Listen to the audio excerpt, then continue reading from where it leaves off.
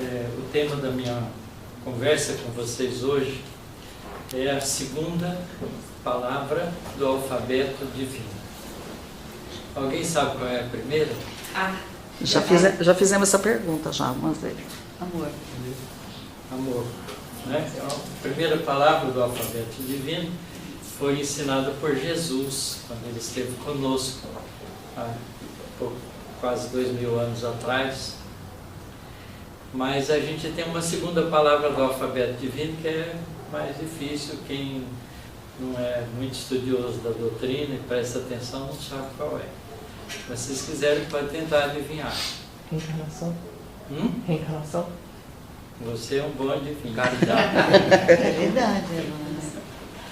Bom, nós vamos lembrar duas lições do Evangelho segundo o Espiritismo para mostrar a importância dessa segunda palavra e por que ela está colocada como segunda palavra do alfabeto divino.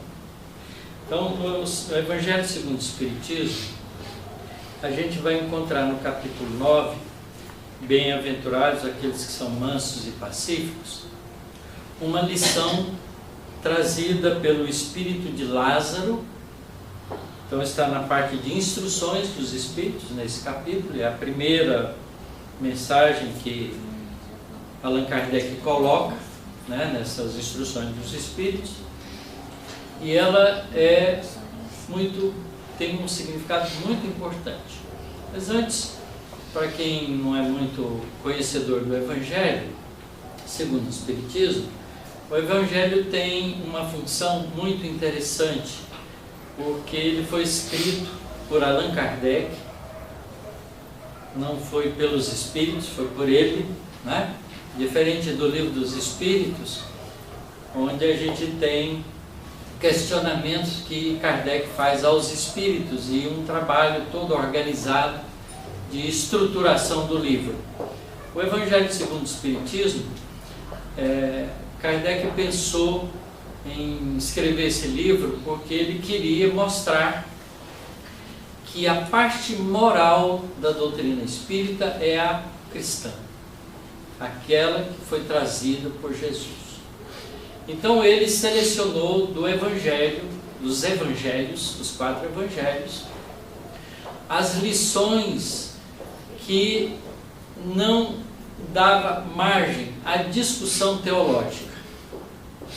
Veja só como é interessante, porque há muitas passagens de Jesus que são discutíveis, mas o ensinamento moral de Jesus é aceito, inclusive, pelas pessoas materialistas, porque a lógica, né, que está colocada nesses ensinamentos é a pura ética humana desejável para homens evoluídos, de modo que não traz discussão. Então Kardec conseguiu selecionar todas as lições que ele achou, né, dos evangelhos para escrever o Evangelho segundo o Espiritismo. E fez a seguinte coisa: cada capítulo começa com citações dos evangelhos, das lições de Jesus, transcrita por Mateus, Marcos, né, Lucas e João. E aí ele faz, ele mesmo, do ponto de vista dele, uma explicação com a visão espírita. E depois disso, ele selecionou mensagens escritas ou ditadas pelos espíritos superiores a respeito daquele tema e colocou como instruções dos espíritos. Então, cada capítulo a gente vê 3 visões diferentes da mesma lição: a de Jesus, a de Kardec e a de diferentes espíritos. Tá certo? Então, é um livro que precisa não ser lido, mas ser estudado, apreciado, né, meditado, porque a gente tem todas as bases do conhecimento moral que regula a vida, não no nosso planeta, mas universalmente, porque Jesus ensinava as leis morais, né, que são as leis espirituais, né, colocadas por Deus. Do mesmo jeito que a gente tem as leis da ciência, as leis das coisas materiais, a gente tem leis espirituais. E essas leis espirituais são o objeto dos ensinamentos de Jesus. Então vale a pena. Então, dessas instruções dos Espíritos, nós selecionamos para a nossa conversa hoje duas. A primeira delas é essa de Lázaro, que foi ditada na cidade de Paris, a gente não sabe qual foi o médium, não importa, em 1861. Aliás, isso é uma coisa curiosa que foi cuidado por Kardec. Todas as instruções dos Espíritos, todas as mensagens, a gente não sabe quem são os médiums, porque o médium não é o mais importante. O mais importante é o conteúdo da lição. Então ele fez isso exatamente para não criar qualquer tipo de endeusamento que as pessoas são facilmente levadas a ter por médium, né? Há pessoas que o que o médium fala é a voz de Deus, então faz, né? E tem muito médium, né, que é muito mal orientado. Então é preciso ter cuidado mesmo. Kardec então não se preocupa com isso, ele respeita os médios, escolhe pelo conteúdo das lições e coloca o autor espiritual e o ano que foi recebido. Então aqui a gente tem uma mensagem que não é nada mais, nada menos do que de Lázaro. Quem foi Lázaro? Então, a gente sabe da ressurreição de Lázaro lá do Evangelho de Jesus. Mas Lázaro era um amigo íntimo, particular de Jesus. Jesus tinha uma amizade profunda por Marta, Maria e Lázaro, 3 irmãos que moravam juntos, numa cidadezinha que ficava a poucos quilômetros de Jerusalém. E Jesus, quando fazia o trabalho de ensino e de ajuda às pessoas em Jerusalém, geralmente ele caminhava, quando tinha tempo para isso, até a cidade de Betânia, que ficava 4 quilômetros mais ou menos de Jerusalém, e se acomodava na casa de Lázaro, Marta e Maria. Então esses 3 personagens são 3 pessoas muito importantes que participaram da construção do trabalho do Evangelho, porque a gente tem muitas lições preciosas que foram ditadas, que foram ensinadas por Jesus na casa de Lázaro, na casa de Marta e Maria. Certo? Então Lázaro conviveu com Jesus, e é esse Espírito que escreve essa lição para nós. Portanto, ele escreve com conhecimento de causa. Isso é importante, não é qualquer Lázaro, é o Lázaro que conviveu com Jesus há 2000 anos atrás. Imagine quanto ele evoluiu nesses 2000 anos, né? Então no século XIX, quando estava sendo construído o trabalho da doutrina espírita, Lázaro era um dos espíritos que fazia parte da equipe do Espírito de Verdade, que trabalharam na construção da doutrina espírita, na codificação da doutrina espírita. Então vamos ver o que Lázaro tem de informação para nós. Eu não vou ler a lição inteira, vou ler só uma parte. A outra parte fica como dever de casa. Tá certo? Ele começa assim, a lição chama... eu escolhi errado. Ela é Lei de Amor. Deixa eu procurar aqui que eu achei... Eu marquei errado, é essa aqui. Lei de Amor.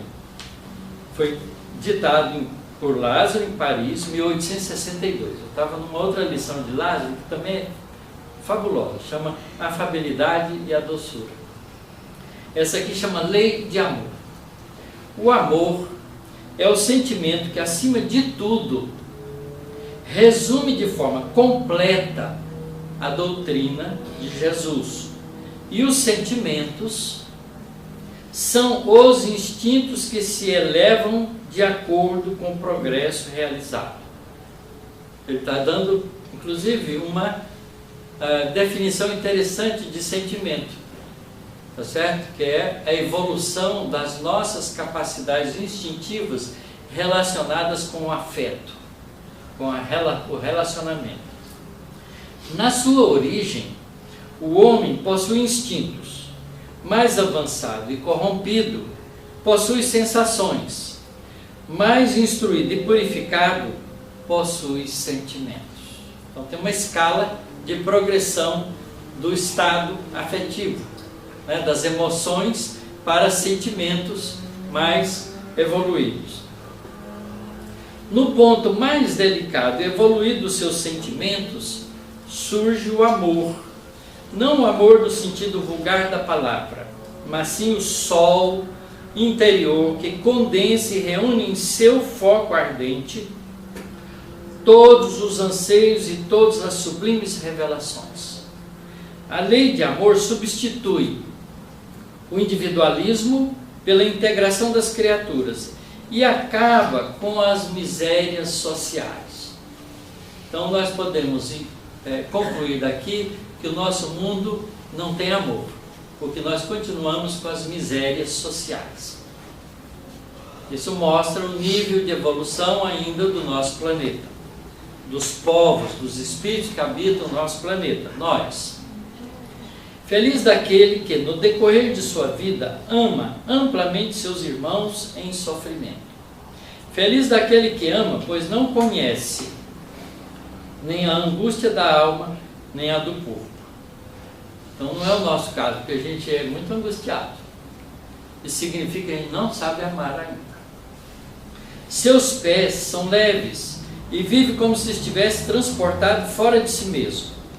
Quando Jesus pronunciou a divina palavra amor, os povos se emocionaram e os mártires, cheios de esperança, desceram ao circo.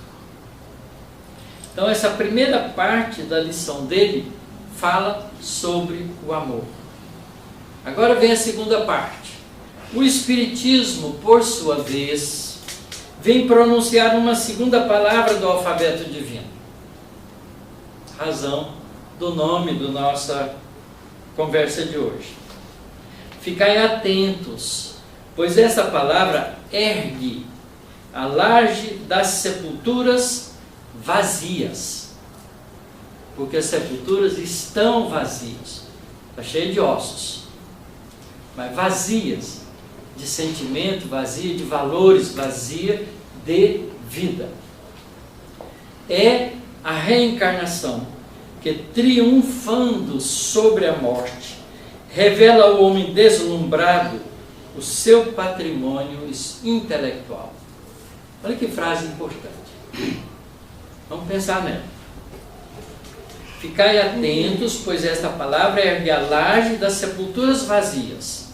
É a reencarnação, a segunda palavra do alfabeto divino, que, triunfando sobre a morte, revela ao homem deslumbrado seu patrimônio intelectual. Ela já não o conduz mais aos suplícios, como foi com o amor, mas sim à conquista de seu ser elevado e transformado. Essa frase que vem agora é digna de ser guardada. O sangue resgatou o espírito, e o espírito deve agora resgatar o homem da matéria. É uma frase contundente, é uma frase muito forte, não é? Porque o amor foi construído, foi revelado, foi trazido com sofrimento, com sangue, com dificuldades. Quantos cristãos foram sacrificados porque acreditaram em Jesus e trabalharam por uma melhoria de relacionamento entre as criaturas, transformando a relação humana em relação de fraternidade geral. Isso custou um preço muito caro. Milhares de pessoas foram sacrificadas por isso. Mas foi em cima disso que foi construído todos os valores que o cristianismo nos trouxe até aqui, apesar de muitas coisas terem sido modificadas pelo homem. Mas a essência dos ensinamentos de Jesus chegaram até nós graças ao sacrifício de milhares de espíritos que, acreditando em Jesus, se deram em holocausto para que esses ensinamentos, a lei de amor, chegasse até nós. Porque Jesus resume nos seus ensinamentos tudo nessas duas frases: amar a Deus sobre todas as coisas e amar ao próximo como a si mesmo. Na linguagem dele, toda a lei e os profetas se resumem nisso. Mas agora vem uma outra coisa, é a palavra reencarnação, que Jesus ensinou de forma velada, que pôde ter sido interpretado pelos interesses humanos numa tentativa de escamotear a verdade espiritual, numa teologia humana de interesse, tirando dos ensinamentos do cristianismo a lei da reencarnação. Jesus ensina a reencarnação em mais de um ponto dos seus ensinamentos, mas esses ensinamentos são reinterpretados pelo homem de forma a não significar o significado que a reencarnação tem na doutrina espírita. A gente pode falar um pouquinho sobre isso mais na frente. Então essa frase, o sangue resgatou o espírito, e agora o espírito resgatado tem que resgatar o homem da matéria. Isso é o significado profundo da reencarnação. É fazer com que nós entendamos que nós não somos mulheres, nós somos espíritos reencarnados, num corpo masculino ou num corpo feminino, não importa, porque o corpo é transitório, ele só existe um período curto da vida eterna, uma vez criado o espírito, ou uma vida imortal que é a vida do espírito. Por isso é que é importante. Por isso é que Lázaro se dá ao trabalho de escrever, de ditar essa lição, colocando a reencarnação como a segunda palavra do alfabeto divino. Deve existir outras que a gente vai devagarzinho vendo por revelações futuras. Quando a gente deixa essa lição e pula lá para o capítulo 20, os trabalhadores da última hora, existe uma lição trazida pelo espírito Erasto, que era protetor do médium que escreveu essa lição, na cidade de Paris, um ano depois, 1863. Lázaro escreveu essa lição em 1862 e Erasto, que era discípulo de Paulo de Tarso, escreveu na mesma cidade, em Paris, em 1863. E se chama, também está nas instruções dos espíritos, se chama Missão dos Espíritas. Então essa é para nós. Quem não é espírita aqui, levanta a mão. Só tem uma pessoa. Então, para todas as outras, essa lição é direta, sem desculpa. Vamos prestar atenção nela, porque é um chamado importante para nós. Eu espero que você se torne espírita logo e leve isso também a sério. Não percebeis, desde já, a formação da tempestade que deve arrebatar o velho mundo e reduzir ao nada a soma das perversidades terrenas? Louvai ao Senhor, vós que colocaste vossa fé na sua soberana justiça, e que novos apóstolos da crença revelada pelas proféticas vozes superiores, o Espiritismo, ides pregar e ensinar o novo dogma da reencarnação e da elevação dos espíritos à medida que cumpram bem ou mal as suas missões e tenham suportado suas provas terrenas. Nada de temor. Outra vez ele coloca aqui a reencarnação como uma coisa importante para que nós aprendamos e ensinemos. Façamos divulgação desse conhecimento. ensinar o novo dogma da reencarnação e da elevação dos espíritos. Nada de temor. As línguas de fogo estão sobre vossas cabeças. Verdadeiros adeptos do Espiritismo. Vós sois os eleitos de Deus. Ide pregai a palavra divina. É chegada a hora em que deveis sacrificar em favor da divulgação hábitos, trabalhos, ocupações fúteis. Ide e pregai, os espíritos elevados estão convosco. Certamente falareis com pessoas que não quererão ouvir a palavra de Deus, pois ela recomenda a renúncia constante. Renúncia de quê? Dos interesses materiais transitórios. Pregareis o desinteresse aos avarentos, a abstinência aos devassos, a mansidão aos tiranos domésticos e aos opressores. Palavras perdidas? Talvez, mas o que importa?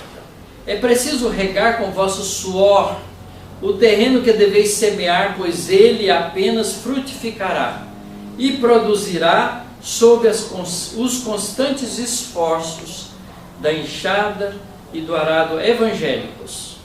Ide e pregai. E a lição continua, também trabalho para casa. Vocês leiam completamente as duas mensagens.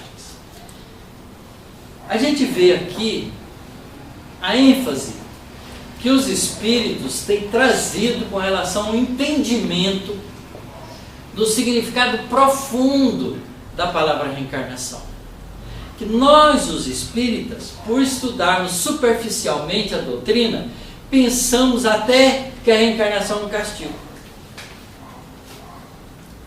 Não é? Eu já ouvi muito pais dizendo para as crianças na casa espírita: menino, não faz isso, porque senão na próxima encarnação você vai nascer assim assado.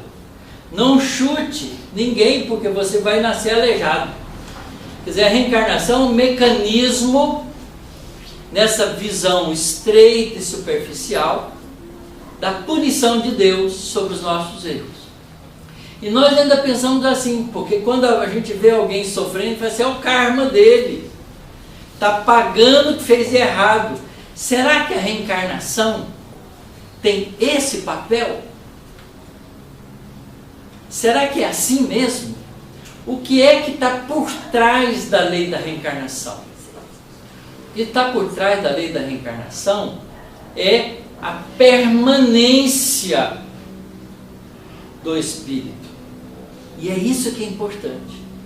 O espírito é imortal. E se ele não fosse imortal, não precisaria de reencarnar. Não é certo? Então vejo que ela tem que ter um significado mais profundo. E foi por isso que Jesus não deixou de ensiná-la, mas não deu ênfase, porque 2000 anos atrás a gente estava muito atrasado para entender o mecanismo das múltiplas vidas. Nós conhecemos a astronomia por observação. Nós conhecemos as leis sociais por observação. A história, né, vai trazendo essas informações e por observação a gente vai concluindo resultados. E extraindo leis de comportamento. Não é? Foi por observação que a gente descobriu a lei da gravidade. Observando o movimento dos planetas. A regularidade e o período, né, dos diferentes planetas que a gente observa. E aí a gente esbarrou com uma lei da natureza que regula esse fenômeno, chamada lei da gravidade, lei da gravitação universal. A mesma coisa fez com as leis do eletromagnetismo, leis da física. As leis da ciência são assim. Então, a gente faz isso também. Por observação, a gente encontra a evidência da lei da reencarnação. Como? Há muitas crianças e muitas pessoas que espontaneamente lembram de vidas passadas. Então a gente cataloga essas pessoas e analisa Existem muitos trabalhos feitos por não reencarnacionistas sobre isso, que se tornaram reencarnacionistas por causa desses resultados. Um deles, famoso, porque foi um psiquiatra brilhante, né, o Dr. Ian Stevenson, foi presidente da Sociedade de Psiquiatria, de Estudos Psicológicos dos Estados Unidos, era diretor de hospitais psiquiátricos, era professor de universidade, e ele então fez um trabalho lindo, montou um caderno para as pessoas preencherem se conhecia algum caso de pessoa que lembrava de vida passada. E distribuiu para todas as universidades do mundo, vários lugares do mundo, para as pessoas se identificarem e devolverem aquele formulário para ele. E ele então colecionou os 200 melhores, na opinião dele, e foi investigar com dinheiro de pesquisa da universidade. Foi investigar cada caso. Tem todo um dossiê desse trabalho que ele fez. Ele escolheu os 20 melhores e escreveu um livro, 20 casos sugestivos da reencarnação. Tem coisas fabulosas nesse livro dele. Ele já desencarnou, mas deixou um instituto montado na universidade. Os continuadores continuam fazendo pesquisa. Então, pelo método de observação, né, você encontra uma criança que fala: meu nome não é esse, não, meu nome, fala um nome russo. Eu morei na cidade tal, assim, assim, fala o nome da cidade na Rússia. Lá em Araguari tinha uma criança que lembrava isso. Ele morreu na Rússia, morou numa cidade, tinha um nome russo, ele falava que o nome dele não era aquele que as pessoas chamavam, ele era outro. E disse que morreu enforcado. Então você pega essas informações, detalha, conversando com a criança, fazendo entrevista e tal, deixando ele contar a história, porque criança, todo mundo acha que criança inventa muito, né, fantasioso, mas a criança tem lembrança de vidas passadas. Ela fantasia uma realidade espiritual. E aí você vai lá investigar. Chega lá, busca a cidade, vai nos cartórios da cidade ou nas igrejas e vê se existiu aquele fulano do mesmo jeito. E levanta a história dele, bate exatamente com aquilo que a criança fala. Certo? Então tem muitos casos analisados. A outra possibilidade não é mais pelo método de observação, mas pelo método de provocação, que é aquele que a gente também faz na ciência. A gente leva para o laboratório e faz experimentos no laboratório. Então, como é que a gente faz isso? Através da hipnose com regressão de memória. As pessoas que têm habilidades para hipnotizar fazem isso, e tem muitos psicólogos e psicoterapeutas que fazem isso, tanto quanto médicos psiquiatras. Há coisas muito bonitas, modernas, sendo feitas. O doutor Brian Weiss, vocês já devem ter visto o livro dele por aí, ele esbarrou com a realidade do mundo espiritual através desse mecanismo, tentando ajudar os pacientes a fazer hipnose, para fazer catarse, né? Fazer a pessoa lembrar das coisas desagradáveis, para poder então superar os problemas emocionais que carregava durante o cotidiano da vida. E numa dessas, ele hipnotiza uma pessoa e a pessoa vai além no processo de regressão de memória, em vez de ir para a fase infantil, vai para outra vida. Vidas passadas. E começa a descrever. Então ele gravava tudo, anotava tudo e depois ia investigar. E realmente aquela memória daquele indivíduo contando toda aquela história tinha os precedentes de existência, como ele tinha dito.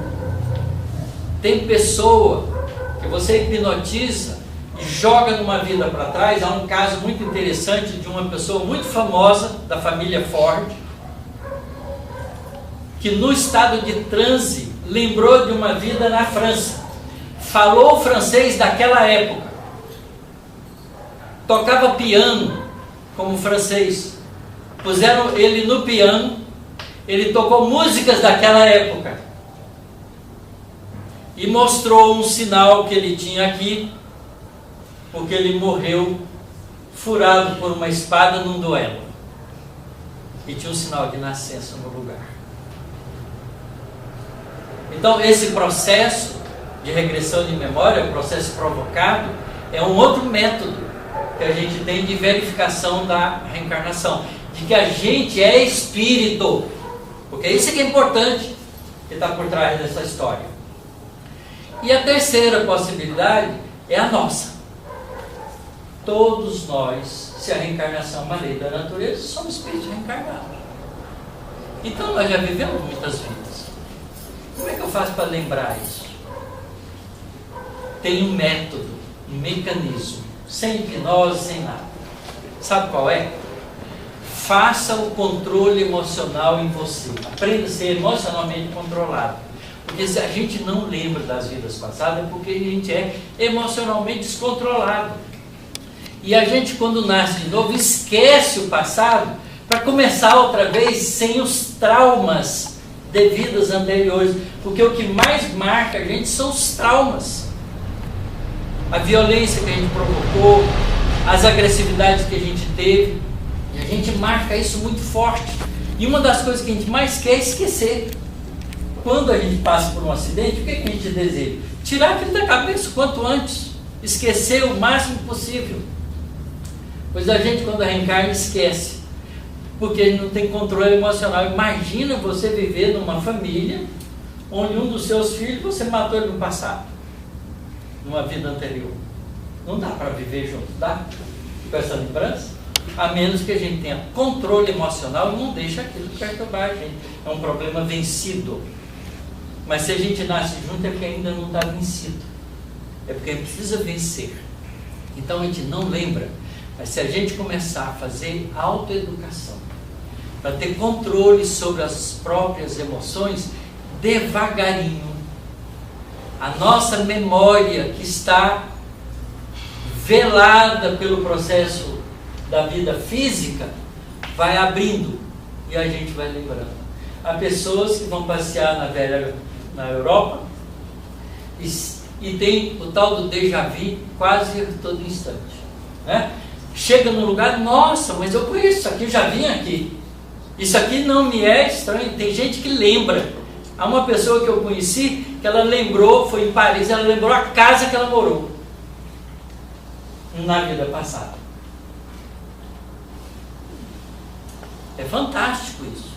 Mas isso é o nosso futuro.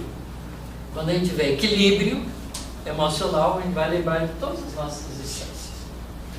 Tá certo? Então, a reencarnação é um fato da natureza. É uma lei da natureza. Mas ela traz, por trás disso, o conteúdo importante de que nós somos espíritos imortais.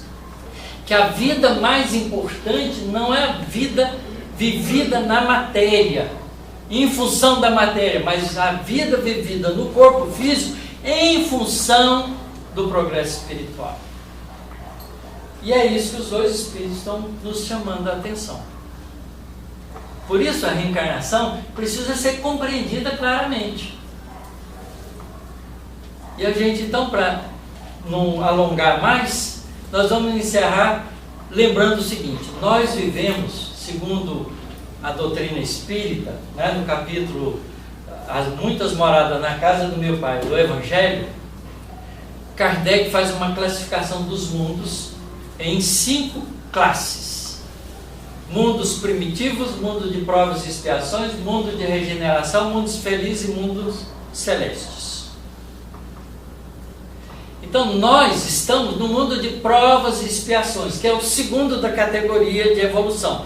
Isto é, nós estamos muito mais perto do primitivo do que do mundo de regeneração, apesar de estar querendo começar o mundo de regeneração, mas a gente ainda, se for fazer uma enquete para valer, a gente não está pronto para viver no mundo de regeneração. Porque no mundo de regeneração, a gente precisa ter se liberado dos complexos de culpa, a grande maioria deles, e aprender a viver como um cidadão humano, responsável. E a gente não é. A gente para na garagem da casa dos outros. A gente para nos lugares que é de idoso, de discapacitado. É só um pouquinho, mas a gente para. A gente vem para uma reunião dessa com o celular ligado.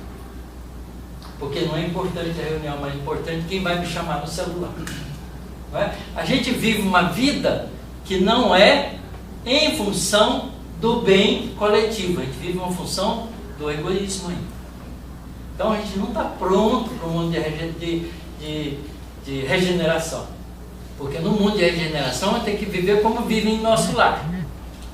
Quem já leu o Nosso Lar fala, puxa, eu gostaria de ir para o nosso lar, morar lá. Aí precisa merecer isso.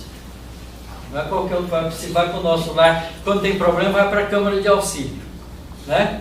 Sofrendo, cheio de problemas. Então, é outra história. Então vejam, se nós estamos no mundo de provas e expiações, quando a gente está no mundo espiritual e vai nascer aqui, qual é o projeto que a gente faz? O que a gente veio fazer aqui? Qual é o objeto da nossa vida? Quais são as funções que a gente prometeu no mundo espiritual que não lembra, que a gente veio realizar aqui? Então são 4 funções. Fácil da gente entender. A primeira delas no mundo de provas e expiações, é espiar. O que é espiar? É revisitar as consequências dos nossos equívocos de vidas passadas. A reencarnação serve para isso também, mas não só para isso. Então a gente vai nascer como Jesus ensinou: se tua mão ou teu olho for motivo de escândalo, arranca-o, joga longe de ti. É preferível entreis na vida sem a mão ou sem o olho do que entrar na vida perfeita e perdê-la toda e parar no inferno do sofrimento da consciência pesada. Certo? Então a gente nasce para enfrentar as consequências dos nossos erros do passado. Isso chama expiação. Por quê? Para a gente poder consertar. Para a gente poder refazer e fazer agora direito. Então, se a gente prejudicou uma pessoa, ela vai nascer filha nossa para a gente devolver para ela o prejuízo que você deu a ela. Fazer por ela aquilo que você devia ter feito lá e não fez, fez o contrário. Certo? Isso é uma expiação. A outra coisa que a gente veio fazer, que é prova, não é um mundo de provas e expiações, é prova. O que é prova? Você passou um tempo no mundo espiritual, aprendeu um monte de coisa, incorporou isso na sua realidade espiritual do lado de lá, que a gente aprende no mundo espiritual também, entre uma encarnação e outra, e passa 20, 50, 100 anos no mundo espiritual. Às vezes até mais. Então a gente tem experiências no mundo espiritual. Aquilo que a gente incorporou dentro da gente, imagina o André Luiz, né? Quem lê o Nosso Lar e depois lê A Vida Continua, que é o último, a gente viu o tanto que ela aprendeu no mundo espiritual em pouco mais de 50 anos. Tá certo? Quando ele nascer aqui, ele vai esquecer das experiências da vida espiritual, mas vai trazer dentro dele todas as conquistas que ele fez. E ele vai certificar essa conquista na vida terrena como prova. Então, quando vem uma dificuldade, que ele vai testar se ele aprendeu a paciência mesmo, precisa ter paciência, ele vai ter que superar. Se ele não superar, ainda não aprendeu direito. Isso é uma prova. Um indivíduo, por exemplo, que foi ladrão, roubou muito e tal, aí ele faz um esforço e aprende, treina no mundo espiritual para não pôr mais a mão, as coisas, pegar coisa de ninguém, roubar coisa de nada, e se convence daquilo, cria um processo psíquico de honestidade. Como é que ele sabe que ele conseguiu isso? Ele nasce com dificuldades para ser tentado a roubar e resiste. Se ele resistir, passou na prova. Se ele não resistir, ainda precisa conquistar mais coisas. Isso chama provas. Então a gente tem provas e expiações, isso é característica do nosso planeta. Mas a gente tem uma outra coisa que a gente veio fazer aqui que é muito interessante e que a gente adora. Isso aí todo mundo gosta, que é tarefas. Cada um de nós tem uma vocação. O que é a nossa vocação? As nossas conquistas de habilidades nas diferentes vidas que a gente já acumulou. Gente, né, que não tem habilidade de consertar uma torneira em casa. E tem uns que consertam qualquer coisa. Tem gente que é craque em matemática, já desde pequeno já vai na matemática muito bem, mas é ruim, né, de língua para chuchu. Então, essas habilidades que a gente tem, a gente pode pôr a serviço do próximo. É o que a gente chama de vocação. Música, não é? A capacidade de resolver problemas, de ser uma pessoa organizada, não é? Tudo isso é conquista do espírito, ao longo de muitas vidas. A gente não é organizado de repente, não. Eu e minha esposa criamos 7 filhos em casa, cada um de um jeito, cada um tem uma história. Tem uns que são organizados, são bagunceiros. Tem uns que não mexem nas coisas dos irmãos do outro, só faz isso.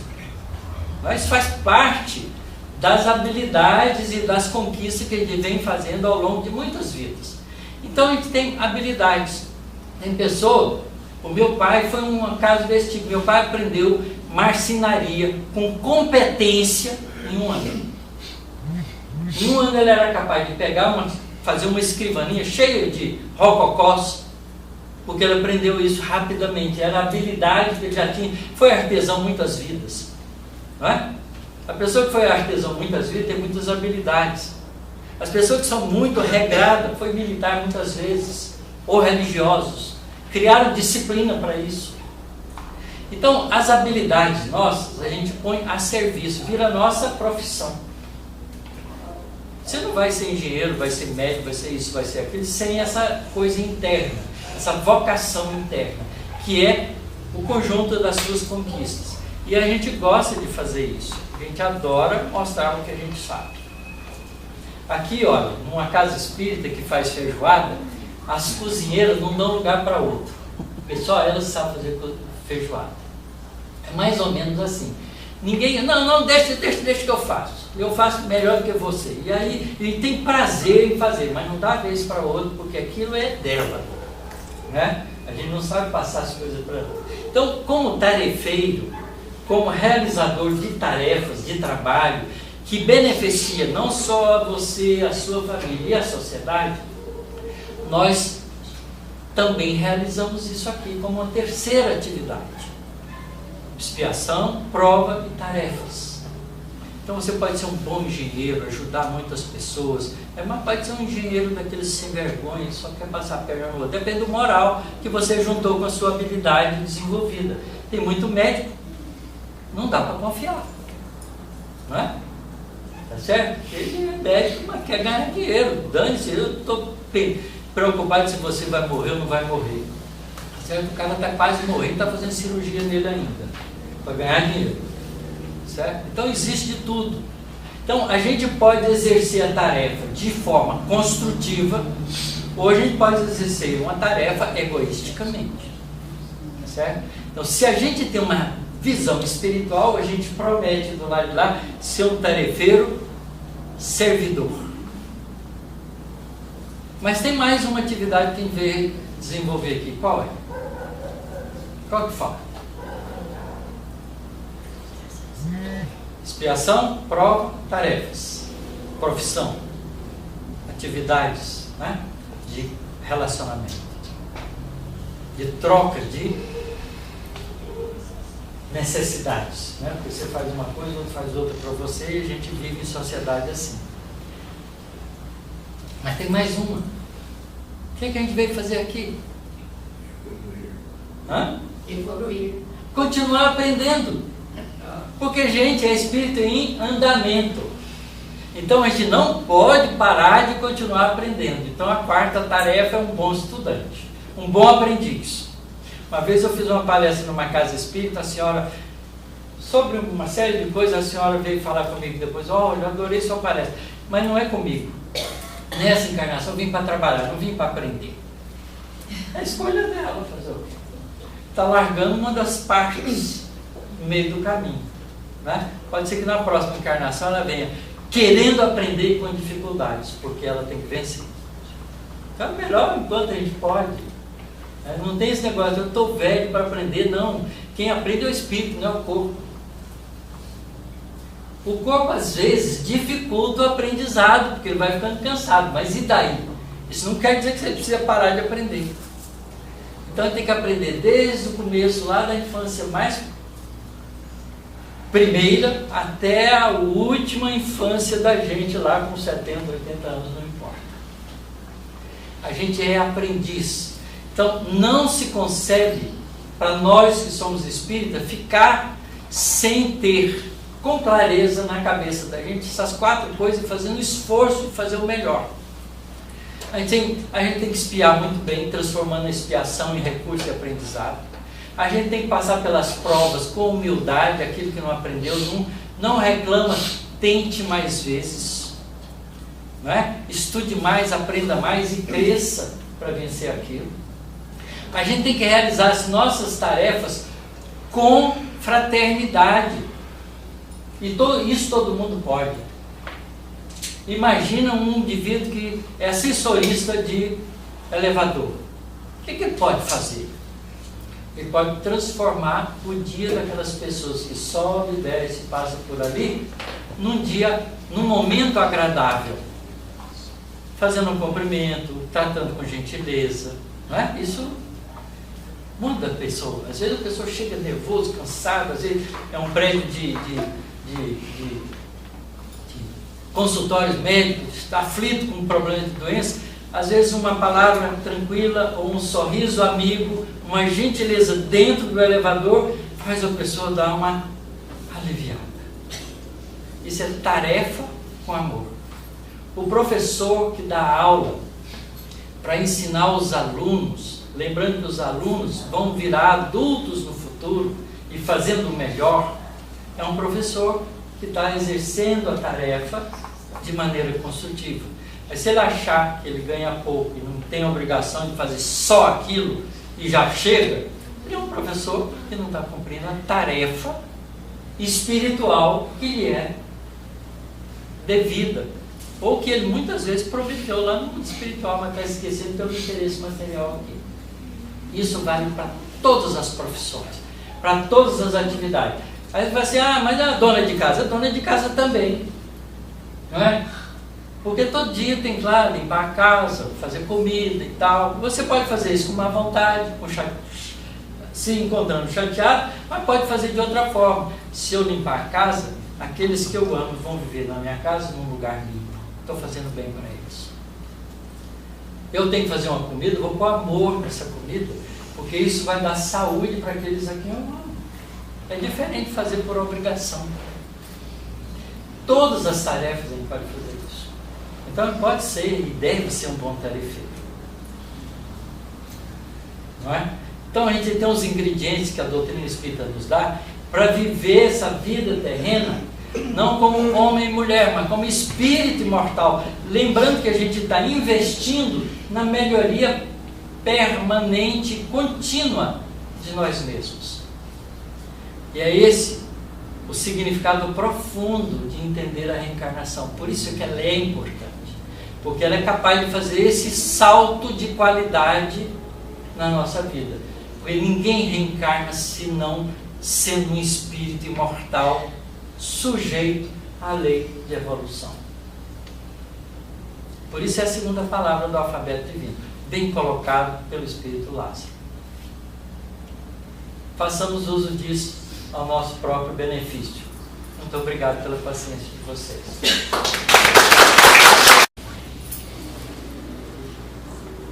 Querido Mestre Jesus, te agradecemos, Senhor, pela oportunidade de estarmos reunidos em torno dos teus ensinamentos, em torno dos esclarecimentos trazidos pelos Espíritos bondosos, mensageiros de teu amor, que nos esclarece, nos abre o entendimento para podermos aproveitar de maneira a mais completa possível a vida terrena que estamos tendo como um processo reencarnatório de continuidade da nossa evolução. Ajude-nos, Senhor, a sermos simples e humildes, a sermos pacientes e tranquilos, a sermos capazes, Senhor, de colocarmos os valores espirituais na frente do interesse material, para construirmos para nós mesmos uma vida melhor e ao mesmo tempo construir à nossa volta uma vida melhor para todos aqueles que convivem conosco, porque sabemos, Senhor, que seremos um dia felizes se formos capazes de viver segundo esses ensinamentos. Dá-nos forças, coragem, bom ânimo. Ajude-nos a entendermos uns aos outros, termos camaradagem, paciência uns com os outros, respeito pela diferença entre cada uma das criaturas. Porque somos espíritos únicos criados por Deus. Cada um de nós é um mundo à parte, é uma história única e viva. E precisamos, Senhor, aprender a viver juntos assim, trocando informações e complementaridades, uns ajudando os outros. Abençoe, Senhor, essa casa que fez 50 anos de atividade, que ela possa ser uma casa sempre voltada para a paz, para a compreensão, para o trabalho junto às pessoas que necessitam, e uma casa de estudo e aprendizado, para que todos possam, debaixo dessas telhas, Senhor, se beneficiarem com valores definitivos para a alma. Ajude-nos, Senhor, a sermos aprendizes responsáveis e sérios de Teu Evangelho. E abençoe, Senhor, todas as criaturas que sofrem, especialmente aquelas que fazem sofrer porque ainda não encontraram, Senhor, os Teus ensinamentos.